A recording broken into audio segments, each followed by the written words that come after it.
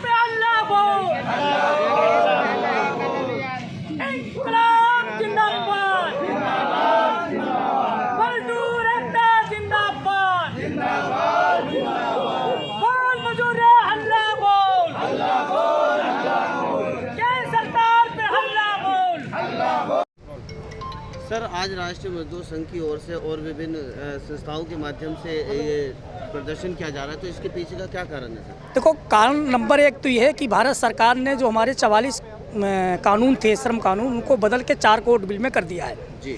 उसको वापस लेने की मेरी मांग है। हमारी सब संगठनों की पूरी दिल्ली में आज हड़ताल है।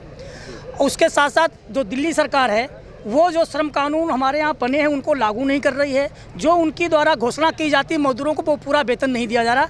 इन मांगों को लेकर है जो भवन निर्माण में कर्मचारी कार्यरत हैं, जो काम करते हैं, उनको कोई सामाजिक सुरक्षा नहीं है, उनका रजिस्ट्रेशन नहीं पूरी तरह से होता है, उनको जो सुविधाएं मिलती हैं वो नहीं दी जाती हैं। जो कामगार महिलाएं, उनको समान काम समान वेतन नहीं मिलता है।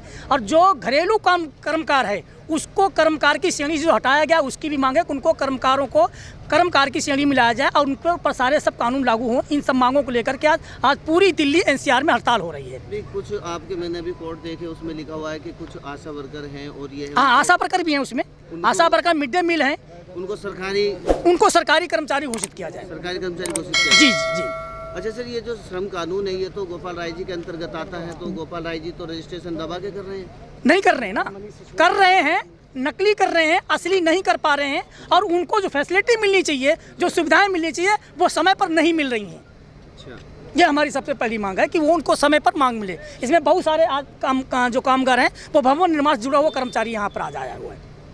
तो आगे की क्या रणनीति है? ये कोर्ट बिल अगर ये कोर्ट बिल वापस नहीं होते हैं तो हमारा आंदोलन चल रहा, आंदोलन चलेगा और फिर आंदोलन होगा। अभी शीतकालीन सत्र में जो हमारे सांसद वगैरह हैं तय करेंगे और उसके बाद फिर हड़ताल करेंगे। अगर नहीं मानेंगे सड़कों पर उतरेंगे। अभी हम शांतिपूर्ण तरीके से प्रदर्शन कर रहे हैं। हमारा सुबह से प्रदर्शन हो रहा है, कहीं पर हमने कोई अशांति नहीं पैदा होने दी। बिल्कुल शांति से हम अपनी मांगों को उठा रहे हैं और सरकार के कानों तक पहुँचे मेरी आवाज़, आपके माध्यम से पहुँचे आवाज़। इसलिए हम आप लोगों को धन्यवाद देते हैं कि आप हमारी आवाज़ को उठाने आए, इसके लिए बहुत बहुत धन्यवाद। यदि इन कानून में विलम्ब हुआ तो जिस तरीके से कृषि कानून को लेकर एक भयावह स्थिति बन गई थी, क्या आप भी इस तरीके का कार्य? बिल्कुल बिल्कुल, मजदूर जाग चुका है। मजदूरों के सामने उदाहरण है और हम आपके माध्यम से मजदूरों तक ये बात पहुंचाना चाहते हैं। किसानों ने अपनी मेहनत के दम पर, अपनी एकता के दम पर, अपनी संगठन के दम पर अपने खिलाफ बने गलत कानूनों को वापस लेने के सेंट्रल गवर्नमेंट को मजबूर किया है। हम दिल्ली गवर्नमेंट को मजबूर करेंगे और दिल्ली गवर्नमेंट से हम कहते हैं कि श्रम कानून हमारे यहाँ लागू ना हो दिल्ली में। इसके लिए दिल्ली सरकार को मजबूर करेंगे और सेंट्रल गवर्नमेंट को मजबूर करेंगे कि अपनी ये जो काले कानून हमारे श्रम कानून बनाए हमारे खिलाफ, उनको तुरंत वापस लें और जो कानून हमारे थे पहले, उन कानूनों को सख्ती से लागू किया जाए।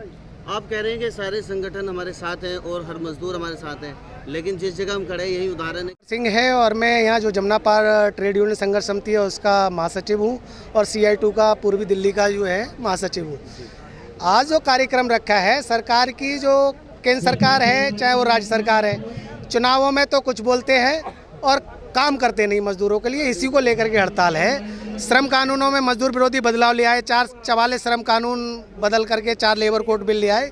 यही मांगे हैं पूर्णतः। महंगाई चरम पर है, महंगाई बढ़ती जा रही है, महंगाई अनुसार मजदूरों का वेतन नहीं बढ़ रहा। हम कह रहे हैं महंगाई बढ़ रही है तो मजदूरों का वेतन भी उसी अनुपात बढ़ना चाहिए, और कोई ज़्यादा हमारी डिमांड नहीं है। 44 जो कानून लाए हैं मजदूरों को गुलाम बनाने वाले, उनको रद्द किया जाए और महंगाई पर अंकुश लगाया जाए। अगर महंगाई बढ़ती है तो उसके अनुपात मजदूरों का वेतन बढ़े और खुशहाली आए। मजदूरों के वेतन के लिए 26,000 रुपये की डिमांड की है। हाँ, ये 2700 कैलोरी बाकायदा फार्मूला है। एक परिवार को जीने के लिए 2700 कैलोरी की ज़रूरत होती है। एक आदमी को जो ऊर्जा होती है मिलना चाहिए, उसमें कितना दाल चावल जिससे प्रोटीन मिलती है, उसको लेकर के आज 26,000 हमने मिनिमम वेज मांगा है। कोई हवा में बातें नहीं की हैं। आज MP MLA उनका वेतन देखिए कहाँ है, उनके लिए कोई महंगाई का इशू ही नहीं है। उनके लिए 5 रुपये में कैंटीन में खाना मिल जाता है। यहाँ 200 रुपये का तेल हो गया, 1,000 रुपये का सिलेंडर हो गया, साग सब्जी जो है 80 रुपये किलो से कोई नीचे नहीं है, और वेतन जो है लॉकडाउन से मजदूर वापस आया है तो मालिक कहते हैं कि हमारा लॉकडाउन में काम ही नहीं रहा, मजदूरों का वेतन घटाया है उल्टा। और ये मनीष सिसोदिया जो लेबर मिनिस्टर है यहाँ का कहता है यूनियन दलाल है। हम कहते हैं मनीष सिसोदिया दलाल है जो मालिकों की दलाली कर रहा है। आज 16,064 रुपये न्यूनतम वेतन है, एक भी मजदूर को नहीं मिल रहा। 8,000 7,000 9,000 में काम कर रहे हैं, 10-10 12-12 घंटे। ये दलाली कर रहे हैं मालिकों से। यहाँ का लेबर मिनिस्टर दलाल है, इसके विरोध में हड़ताल है। तो केजरीवाल सरकार ने क्या वादे किए थे? केजरीवाल सरकार ने कहा ठेकेदारी खत्म करेंगे, महंगाई पर अंकुश लगाएंगे, भ्रष्टाचार खत्म करेंगे। एक भी संस्थान में ठेकेदारी खत्म नहीं हुई, भ्रष्टाचार खत्म नहीं हुआ। ये डकैती डाल रहे हैं मालिक लोग खुलेआम। 16,064 रुपया 8 घंटे का हेल्पर को मिलना चाहिए। आप सर्वे कर लो, किसी भी कारखाने में मिलता हो। 8,000 मिल रहा है तो 8,000 डकैती पड़ रही है। ये क्या कर रही है पुलिस और प्रशासन और मनीष सिसोदिया? तो ये सब धोखाधड़ी है मजदूरों के साथ, बेईमाना है। इसीलिए मजदूरों को लामबंद करते हुए आज 25 नवंबर की हड़ताल पूरी दिल्ली में है। आने वाले समय में जनवरी या फरवरी के दिन पूरे हिंदुस्तान में, पूरे देश में हड़ताल होगी। एक मेरे वर्ग की मेहनत कसी, उसमें छात्रों, नौजवानों, महिलाओं, मजदूरों, सारे संगठनों को जोड़ करके देश को बेचने में लगे हुए हैं। कॉमरेड, आगे की रणनीति क्या है? आगे की रणनीति है आंदोलन तीव्र और तेज होगा, तीखा होगा। आंदोलन रुकेगा नहीं, ये थमेगा नहीं। ये आंदोलन और तीव्र और तेज हम लेकर के जाएंगे जब तक